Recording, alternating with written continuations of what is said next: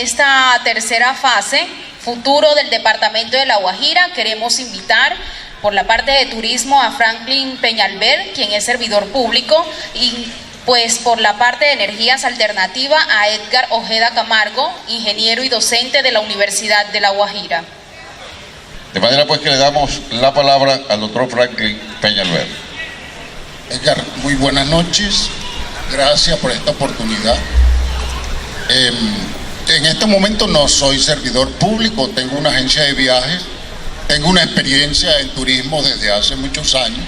Comencé a trabajar en turismo cuando éramos 2 o 3 personas las que estábamos en esa actividad y nos veían como una cosa rara. Ahora, a medida que va pasando el tiempo, se ha venido fortaleciendo este renglón económico dentro de Riohacha y el departamento de La Guajira.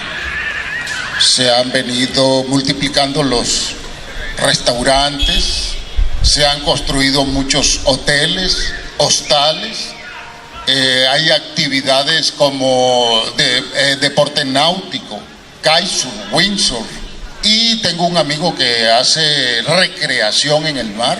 O sea, ha venido creciendo la actividad dentro de la ciudad, pero vamos a comenzar desde lo general y llegamos aquí a lo particular. En el mundo, en el año 2017 hicieron turismo 1.300 millones de personas, son cifras escandalosas. Si lo que representa esa cifra en dólares, eso no cabe en una calculadora fácilmente, porque cada persona por día se gasta cerca de $300, y si son viajes de 5 días ya sabemos que se gastó $1.500 multiplicado por 1.300 millones de personas. Eso es algo escandaloso. Eso trae como consecuencia que en el mundo, por cada 12 puestos de trabajo, 1 trabaja en turismo. Y en Colombia se han venido rompiendo récord año tras año. En el año 2017 se ingresaron a Colombia 6,5 millones de personas venidas desde el exterior a conocer Colombia y a disfrutar las diferentes regiones de este hermoso país, generando ingresos de $6,000 millones.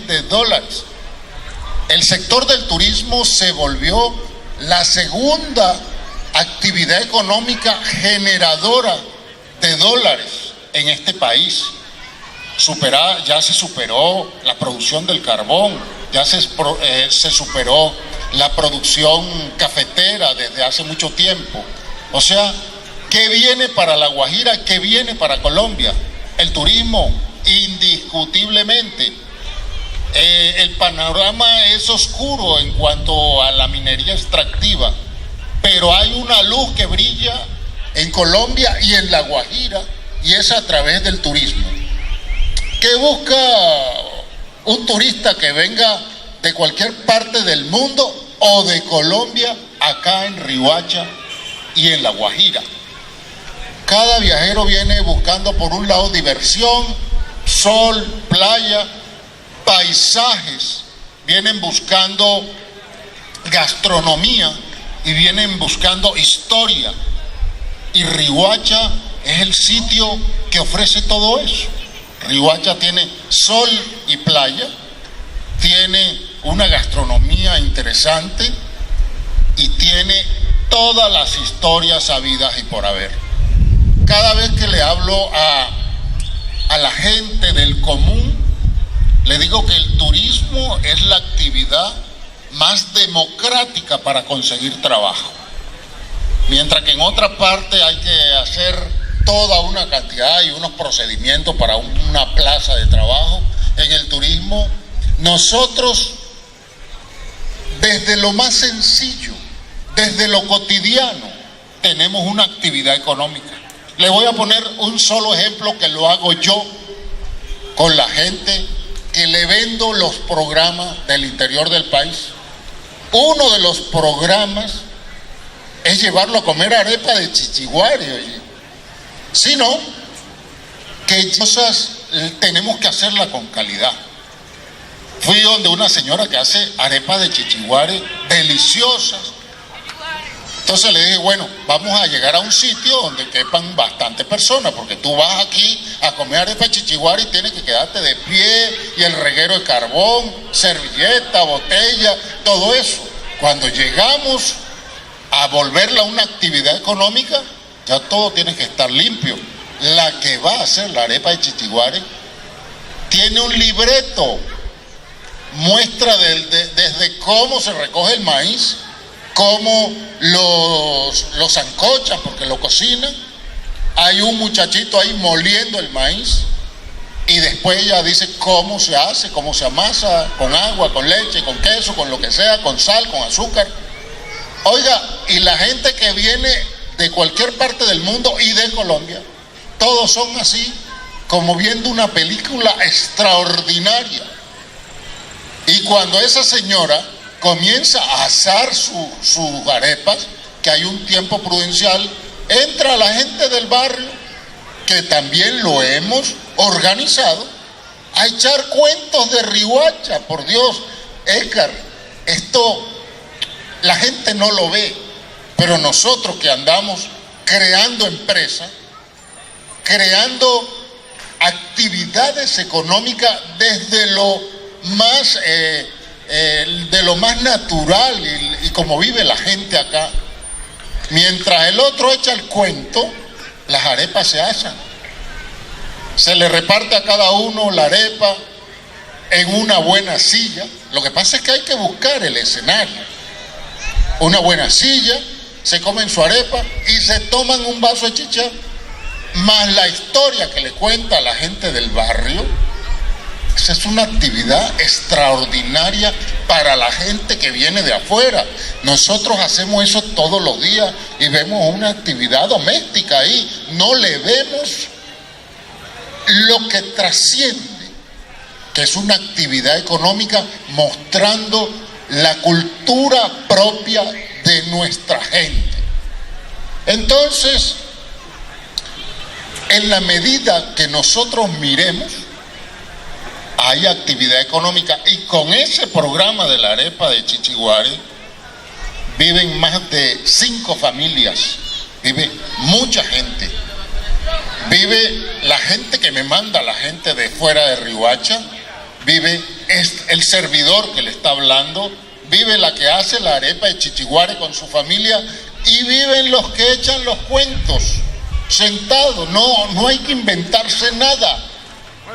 Yo tengo otro programa, porque todos nacimos y crecimos oyendo vallenato. Buscamos las agrupaciones vallenatas de Riohacha, y yo le echo un cuento a la gente de cómo nació el vallenato. ¿Qué me tocó hacer? Ponerme a investigar cómo nació el vallenato, desde sus inicios, desde los indígenas Chimila con su flauta de millo, en matrimonio o maridaje con la caja de los africanos cimarrones que se volaban de esa cruel actividad de ser esclavos. Y comento la evolución que ha tenido desde hace 300 años esta actividad hasta llegar al vallenato de hoy en día. Y mientras la gente escucha el cuento, se toma una cerveza, se toma un vaso de agua, se toma una gaseosa, y cuando se termina el cuento todo el mundo anda bailando vallenato, porque es con música en vivo. O sea, son actividades nuestras. Yo me reuní hace poco con una gente y le dije, cuando vamos a México, vamos a Xochimilco a montarnos en una canoa, y comienzan a cantar música ranchera mientras paseamos a través de un río. Y aquí tenemos el río Ranchería,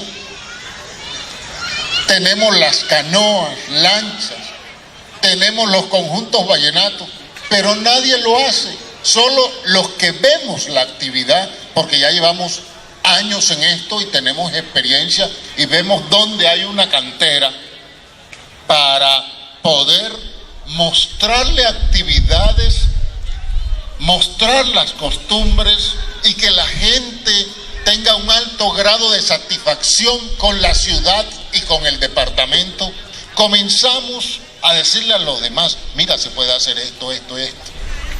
No tenemos que buscar historias traídas de otras partes.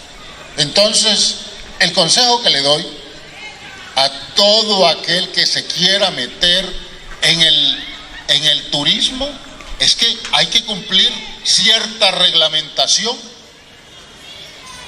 pero nosotros tenemos la cantera en el patio de nuestra casa. Entonces, a más de uno he podido asesorar, a más de uno he podido ayudar, y hoy están metidos en el área del turismo, y ojalá que mucha gente se meta, porque cada vez que se mete la gente a hacer una actividad, muchas familias se ven beneficiadas de esta nueva actividad, entre otras cosas, que ni siquiera se fía, porque cuando la gente viene acá, ya no los han pagado. Se paga con antemano. Entonces, yo siempre invito a la gente a que sean diligentes, que miren un poquito más allá de las narices. El otro día me dijo un amigo, oye, voy a montar una agencia de viajes, ¿y qué piensas hacer? No, voy a viajar para el Cabo de la Vela. Por Dios, tenemos tantas cosas al frente de nosotros, y Riohacha en estos momentos se consolida como la ciudad que está comunicada con el Cesar por la carretera, con el Magdalena por la carretera, y tiene el aeropuerto donde llegan 2 vuelos diarios, que podrían ser más, y no solo eso, sino que podrían ser un aeropuerto internacional para que venga gente de muchas partes del mundo. Riohacha se pone de moda no solo en Colombia, sino que se pone de moda en el mundo, porque aquí sí que hay. Bueno, muchísimas gracias, doctor Franklin Peñalver Brito. Tiene la palabra doctor Edgar Ojeda. Bueno, buenas noches para todos. Primero, agradecerle a los organizadores del evento por la invitación, y de paso también agradecerle a los asistentes acá.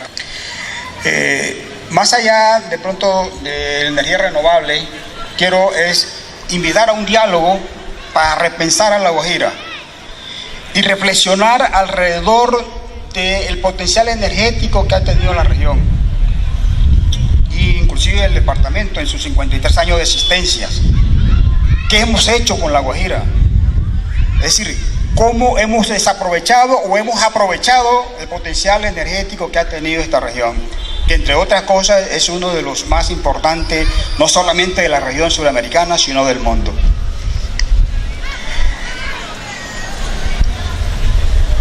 Vieron la presentación, voy a comenzar con hablar de la importancia de la energía. Yo creo que es indudable que hoy en día tengamos claro cuál es la importancia de la energía en el desarrollo de la humanidad. Yo creo que nadie discute eso. Para hacer una ilustración mucho más elemental, traigo esta gráfica que fue presentada en la cátedra de Business Petróleo de Desarrollo Sostenible en el 2005 en Madrid, pero que hoy es tan vigente como cualquier otra actividad que estamos haciendo en estos momentos en este mundo que nos asiste. Tiene tanta vigencia esa gráfica, donde podemos observar precisamente cómo los países que consumen menos energía tienen un índice de desarrollo humano bastante bajo. Entendiendo que el índice de desarrollo humano fue un indicador creado por el Programa de Desarrollo de las Naciones Unidas para el Desarrollo, que de hecho mide 3 variables, que son longevidad, es decir, esperanza de vida, educación y PIB per cápita de las regiones o de los países. Es decir, este es un indicador que nos indica el nivel de desarrollo de un país o de una región. Entonces vemos cómo a medida que aumenta el consumo de energía, aumenta ese índice de desarrollo humano. Es decir, es una prueba palpable de que el acceso a la energía es una estrategia fundamental para reducir o eliminar la pobreza entre los pueblos. Y traigo acá a cotación el tema de energía por el potencial energético que tiene la región. Hoy todo el mundo o todo el país está mirando a La Guajira. Es decir, somos la joya de la corona en tema energético. Los únicos que no nos vemos somos nosotros. Pero hoy todas las atenciones están puestas acá y no es gratis, es por el potencial que tenemos. No hemos podido aprovechar ese potencial de ninguna manera. Hoy la importancia de la energía se fundamenta precisamente en que ha penetrado todas las actividades humanas habidas y por haber, desde la comodidad en el hogar hasta la eficiencia en la industria, en las empresas, en el transporte, en la oficina. Es decir, usted no encuentra una actividad donde no esté contemplado el consumo de energía. Pensando en eso, nosotros formulamos un proyecto en el 2013 para 2 comunidades indígenas, haciendo acotación a una frase que manejan mucho los economistas, que los primeros de las ventajas genéricas que ofrece una región o un país, los primeros beneficiados deben ser los oriundos de esa región, no como ha venido pasando en La Guajira en diferentes bonanzas económicas que han pasado por la región, donde los beneficiados, la riqueza se la han llevado otros. Y ya les digo por qué. Y sobre eso hay que repensar a la región, y sobre eso hay que actuar, y sobre eso tenemos que buscar un punto de convergencia que nos permita reorientar el desarrollo de esta región. Porque de lo contrario vamos a seguir en la miseria, en la pobreza, y la riqueza se la lleva otros departamentos. El proyecto contempla llevarle energía a 2 comunidades indígenas de la media y alta Guajira para desalar agua. Consumen agua con alto contenido de sal. La idea es precisamente involucrar a los indígenas para que ellos también se vayan apropiando de esa actividad técnica científica en el desarrollo de sistemas energéticos, eólicos, solares. Acá están las características de las comunidades. Como les decía, esto es apenas un granito de arena frente a la inmensidad de necesidades que no hemos podido nosotros combatir. Y la pregunta es ¿por qué? A nosotros nos asiste algo que duele decirlo, pero hay que decirlo. La ignorancia es total en la región, principalmente porque no hemos podido convertir esas ventajas energéticas o esas ventajas comparativas en ventajas competitivas de la región. Y esto lo voy a explicar con esta gráfica. Cuando uno coloca el desarrollo mundial de los países en una línea horizontal, uno encuentra extremos a nivel de países. Encontramos, por ejemplo, países ricos habitados por gente rica. Estados Unidos es un ejemplo evidente de eso. En el otro extremo encontramos países pobres habitados por gente pobre. Haití es una muestra. Y entre esos extremos encontramos intervalos. Países ricos o países pobres, habitados por gente rica, Japón, y países ricos habitados por gente pobre, que es un caso claro el de Colombia. Y ahora, ¿qué pasa en La Guajira? En La Guajira, la misma situación que vive el país en el contexto nacional o en el contexto internacional, esa misma posición vivimos nosotros en el contexto nacional. Decía hace unos momentos de que somos la joya de la corona en términos energéticos. Somos reconocidos como el departamento energético por excelencia del país. Todo está concentrado en el conocimiento. Pero el conocimiento no por sí solo. El conocimiento adicional hay que gestionarlo. Y eso implica ¿qué? Producirlo, adaptarlo, reproducirlo, aplicarlo, utilizarlo, representarlo, suministrarlo, etcétera, etcétera. Adicional viene el tema de que hay una cultura del dinero fácil. Creo que Martín hablaba hace poco de ella. El tema precisamente de la corrupción que nos abate, que nos está prácticamente sumergiendo en una pobreza casi que absoluta. Hay también unas cuestiones ilegales que han hecho cultura en la región. Hoy no vale el conocimiento, acá no vale el conocimiento, acá hoy vale el que tenga plata, el que tenga el dinero. Eso es lo que tiene importancia en La Guajira. La pregunta es cómo cambiamos esa historia, cómo transformamos ese tema de cambiar un poco el tema cultural que ha venido haciendo estrago a la región, desde precisamente la bonanza marimbera. Y lo otro, tenemos una economía basada precisamente en la minería. Esa es la principal actividad económica de esta región. Y la pregunta es, ¿qué va a pasar dentro de 10 años cuando se descarbonice precisamente la economía del departamento? Esa ignorancia no nos ha permitido ver estas potencialidades que tenemos, comenzando precisamente por la posición geoestratégica y geopolítica que tiene la región. Se nos olvidó que tenemos la plataforma continental más grande del departamento, del país a nivel departamental. Estamos por encima de los 400 kilómetros de plataforma continental, con posibilidades de comunicarnos con todas y dinamizar la economía con todos los países de la cuenca del Caribe. Una riqueza marítima que nadie da cuenta de eso. Es el único departamento que no protege su plataforma continental. Que vaya alguien a pescar allá a la plataforma continental de Bolívar, a ver si puede. Acá cualquiera entra como Pedro por su casa y nadie dice nada. Y sin embargo, lo más triste es la gente muriéndose de hambre.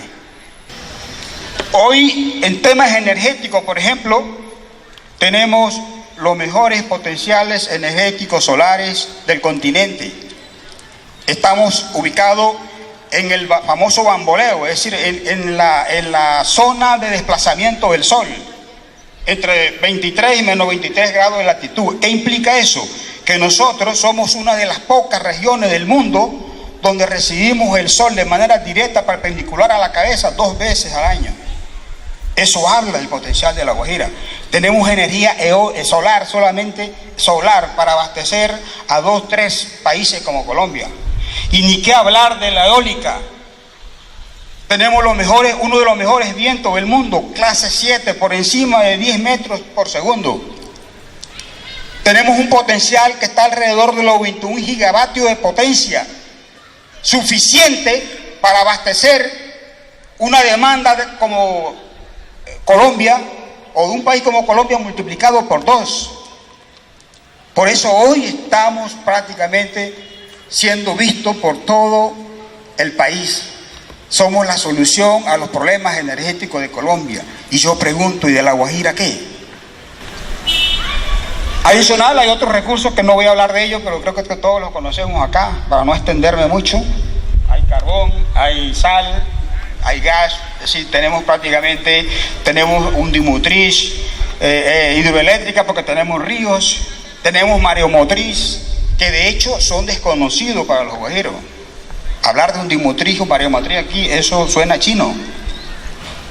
Y fíjese que no hemos sido capaces de acuñar una frase que manejan mucho los economistas, que hablan que cuando un país o una región maneja varias o una variable económica, eso de hecho debe producir una especialización constatada, relativa, estable y sostenible a esa región en función a la formación de su recurso humano. Es decir, en otras palabras, acá es para que estuvieran los expertos especialistas en el país de estas potencialidades. Sin embargo, vienen de afuera. Uno no se explica eso. Pero ahora viene otra cosa mucho más triste. Bueno, ni qué hablar, ¿no? El tema cultural. Yo creo que todos, ahorita el compañero acaba de hablar de las cuestiones culturales, de los paisajes, del turismo. De hecho, somos uno de los pocos departamentos con una diversidad étnica impresionante. Acá hay una serie de etnias, Wayuu, Kogi, etcétera, etcétera. Adicionalmente tenemos árabes, afrodescendientes, mestizos, blancos. Y esa diversidad étnica, ¿qué hace? ¿Dinamiza qué? Dinamiza el turismo. Y eso potencializa el desarrollo de un país o de una región. Nosotros no sabemos nada de eso. Esa riqueza que le acabo de resumir ahí contrasta con estos resultados. Voy a referirme al año pasado, 2017. Tenemos un índice de pobreza alrededor de 52.6%. El índice de pobreza en Colombia, en La Guajira, el año pasado implicaba estaba alrededor, por debajo de 224.000 pesos mensuales por individuo. ¿Para qué sirve eso? Para que una persona en Estados Unidos coma un día. Un guajiro aquí debía comer todo un mes con ese recurso. El 52.6% de los guajiros el año pasado vivían de eso. Y si comparamos ese dato con el del país, el de Colombia, lo estamos doblando. Y si ahora vamos más abajito y veamos la pobreza extrema, que estaba alrededor de 111.000 pesos mensuales por individuo el año pasado, ¿para qué sirve eso? Para que una persona coma medio día en Estados Unidos. El 26% de los guajiros el año pasado comieron con esa cantidad de dinero. Y ahí estamos cuadruplicando la media nacional. Y si ahora vamos más allá a mirar cómo está la distribución de la riqueza en el departamento, estamos a 5 puntos porcentuales por encima de la media nacional. Y si este es el país o el tercer país más desigual del planeta, ¿qué queda para nosotros? Creo que seríamos como que la región más desigual del planeta, a no ser que nos supere el Chocó. Otra cosa, el viacruce que viven los indígenas. ¿Para qué hablar de ello? Ya sabemos que se están muriendo de física hambre. Esa es la realidad. Y bueno, acá viene lo interesante. Resulta que cuando uno mira la situación y uno hace ese análisis de la riqueza que tiene el departamento y la miseria en que estamos sumergidos, y luego comienza uno a revisar la historia, que creo que claramente los que me antecedieron en la palabra hablaron con palabras muy crudas, dijeron lo que era. Uno se pregunta, por ejemplo, en las diferentes bonanzas económicas que han pasado en La Guajira, ¿qué ha pasado con la región? Por Dios, ¿por qué hoy en pleno siglo XXI la gente se sigue muriendo de hambre con tanta riqueza que ha desfilado por esta región? Sin meter la bonanza marinera.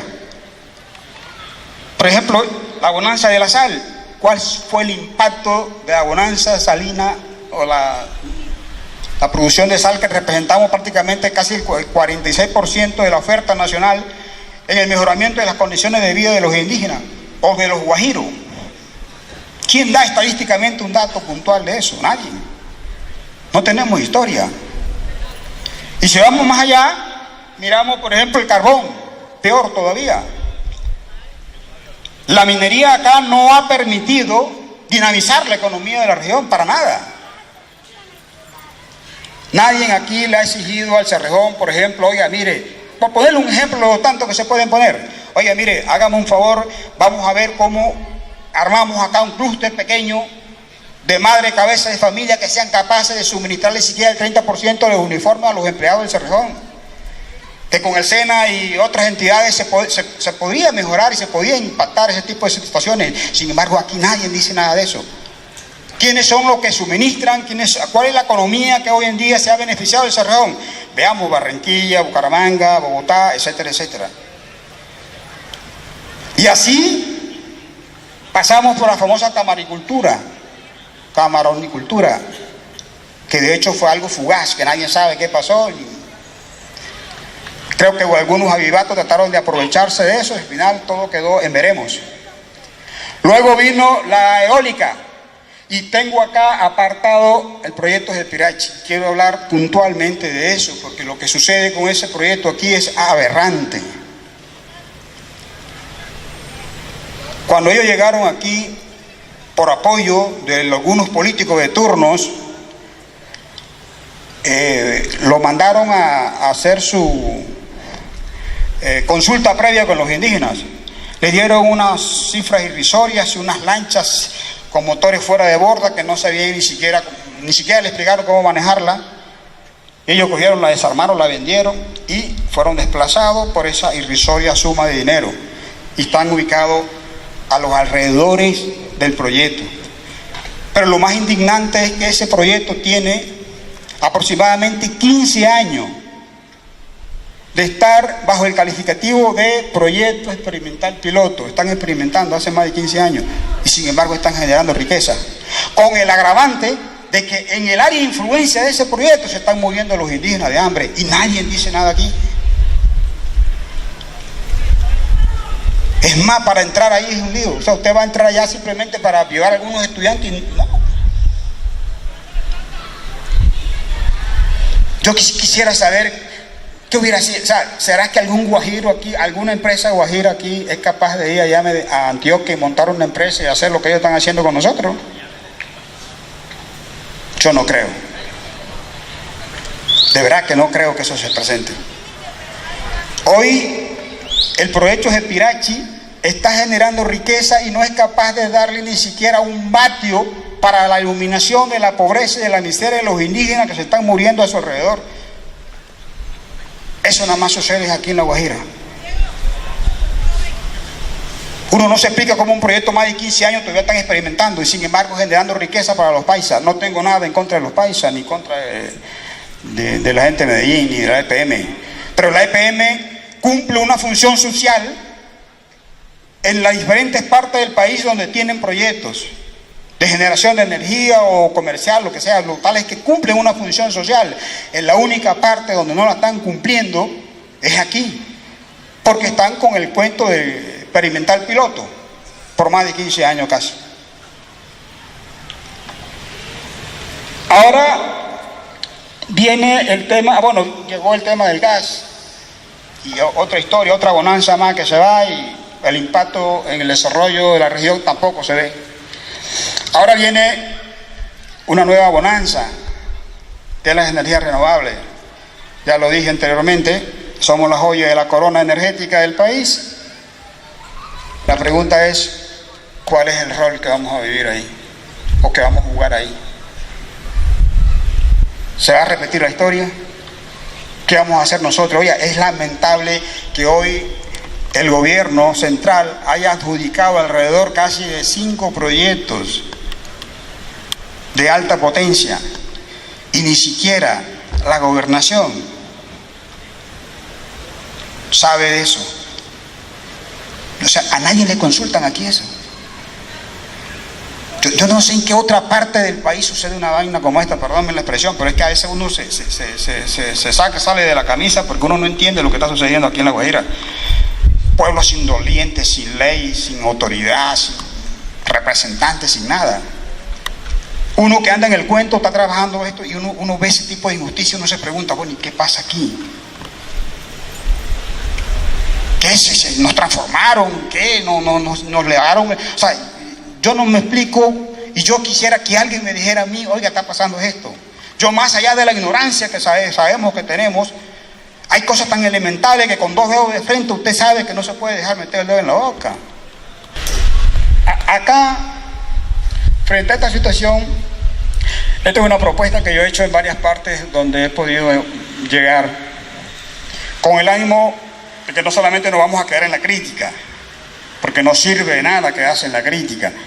También es lanzar una propuesta para adicionar a una Guajira diferente en el corto, mediano y largo plazo. Y yo pienso que primero acá hay que organizarse. Nosotros debemos estar juntos y tirar todo para un mismo lado. Y los líderes, entre comillas, no sé, o entre paréntesis, como lo quieran colocar, los líderes de la región son los que deben iniciar ese tipo de sinergia para crear ese punto de convergencia. Aquí hay que hacer un trabajo fuerte con la familia, compañeros. Hay que rescatar la cultura de la que hablaban los compañeros que me antecedieron en la palabra. Hay que rescatar los valores y los principios en la juventud, en los niños, y eso comienza desde la familia.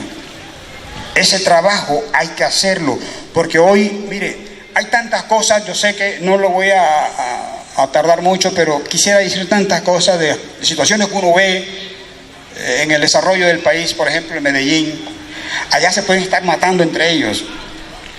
Pero ahora en las elecciones pasadas, nosotros nos dimos cuenta que cuando se trata de defender los intereses de Antioquia, todos tiran por un solo lado, o no vieron los resultados de las elecciones. Nosotros acá no hacemos eso, nos estamos matando entre nosotros mismos.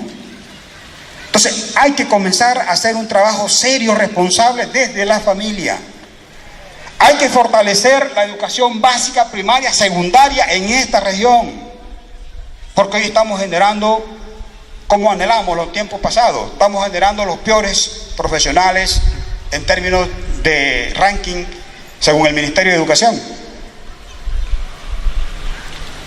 Además de eso, hay que fortalecer la educación superior, pero en la componenda de los potenciales energéticos o de los potenciales de recursos renovables y no renovables que tiene la región. Hay que hacer una apuesta a la educación en función a lo que tenemos.